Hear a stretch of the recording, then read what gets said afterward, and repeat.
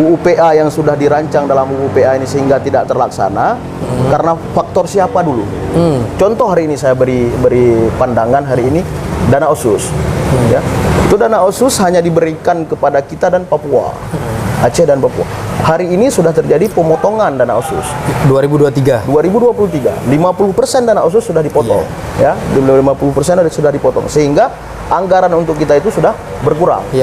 Kenapa? Makanya saya sangat mengharap kepada pemerintah Aceh itu khususnya itu kenapa enggak dari dulu itu uang dana OSUS ini dimanfaatkan kepada infrastruktur yang memang sangat-sangat bermanfaat.